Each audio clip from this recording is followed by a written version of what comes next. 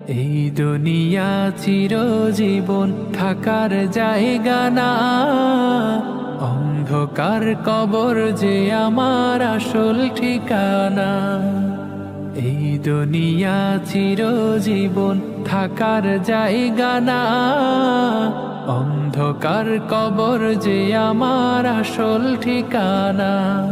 সবাই রেখে আমায় চলে যাবে, সঙ্গী হবে না।